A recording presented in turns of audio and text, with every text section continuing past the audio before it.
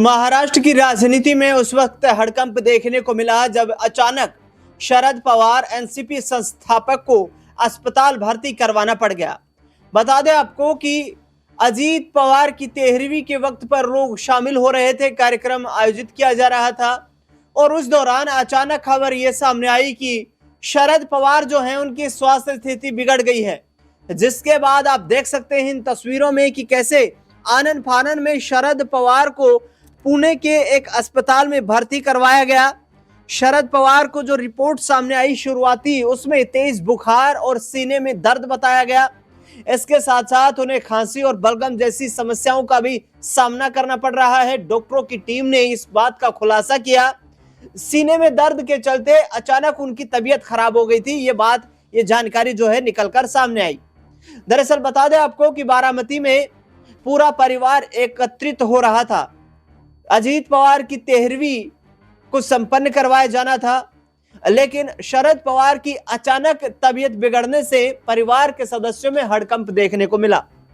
बता दें आपको कि आनंद फानन में उनके समर्थक, उनके जो निजी सहयोगी स्टाफ जो है, उनकी मदद के साथ सुप्रिया सुले और उनके दामाद सदानंद सुले उन्हें अस्पताल लेकर के गए, जहां पर उन्हें भर्ती करवाया गया। ये तस्वीरें आप देख रहे हैं कि किस तरीके से वहां पर उनका विशेष तौर पर फिर इलाज किया गया है।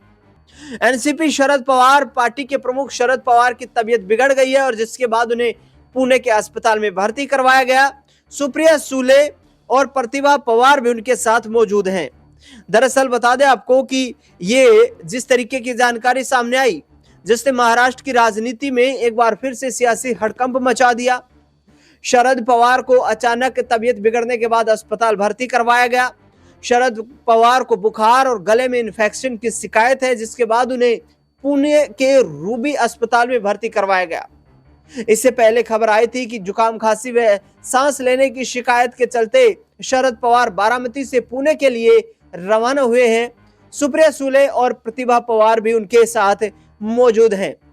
दरअसल आपको बता दूं मैं यहाँ पर कि शरद पवार देश के उन उम्र दराज राजनीतिक अनुभवी नेताओं में गिने जाते हैं जिनकी उम्र 80 साल के पड़ाव को पार कर चुकी है। शरद पवार की वर्तमान उम्र करीब 85 साल है। वर्तमान में राज्यसभा के सदस्य भी हैं, लेकिन उन्हें आगे राज्यसभा के लिए जाने से उन्होंने इनकार कर दिया है। वह एनसीपी के संस्थापक हैं। हाल ही के कुछ सालों पहले एनसीपी में टूट हो गई थी, जहां पर अजीत पवार और उनके साथ उनकी पार्टी की बड़ी संख्या में जो विधायक थे वो महायुति गठबंधन के साथ चले गए थे। इसके बाद शरद पवार ने अपनी नई पार्टी एनसीपी शरद चंद्र पवार का गठन किया और नए चुनाव चिन्ह के साथ उन्होंने चुनावी मैदान में एंट्री की। बता दें आपको कि हाल ही में जिस तरीके से अजीत पवार की जो डेथ हुई है, उनका जो निधन हुआ है, उसने भी शरद पवार को काफी झकझोर दिया।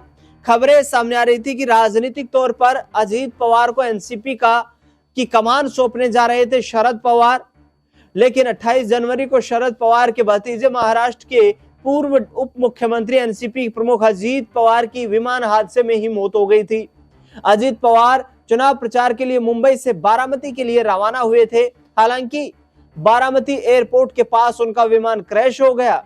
इस हादसे में अजीत पवार के साथ अन्य 5 जो लोग सवार थे, उसमें उनकी भी मौत हो गई थी। हादसे के तमाम कारणों की गंभीरता के साथ जांच की जा रही है।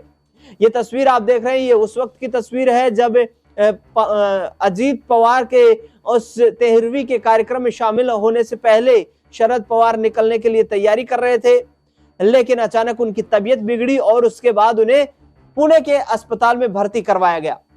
9 फरवरी को ये जानकारी जैसे ही सामने आई है, उसके बाद से लगातार उनके तमाम समर्थक ये जानने का प्रयास भी कर रहे होंगे कि आखिरकार फिलहाल की वर्तमान रिपोर्ट क्या है शरद पवार को लेकर। तो उसके बारे में मैं वर्तमान रिपोर्ट के बारे में बता रहा हूं कि 9 फरवरी की ये जानकारी के मुताबिक, ताजा जो जानकारी उसके मुताबिक, एनसीपी शरद पवार गुट के प्रमुख शरद पवार को गंभीर खांसी, सीने में जकड़न, सांस लेने में तकलीफ और दर्द के बाद पुणे के रूबी हॉल क्लिनिक में भर्ती कराया गया है।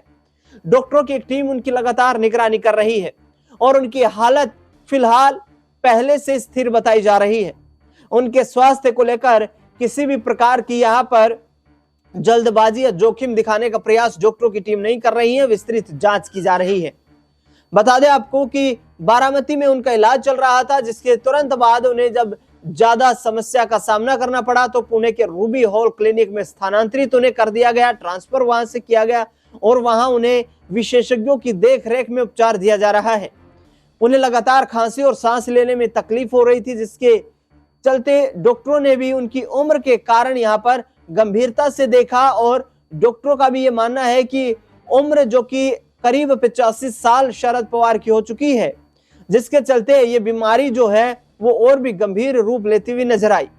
बता दें आपको कि डॉक्टरों की एक टीम लगातार उनके स्वास्थ्य का विस्तृत परीक्षण कर रही है और उनकी उम्र को देखते हुए कोई जोखिम फिलहाल नहीं लिया जा रहा है।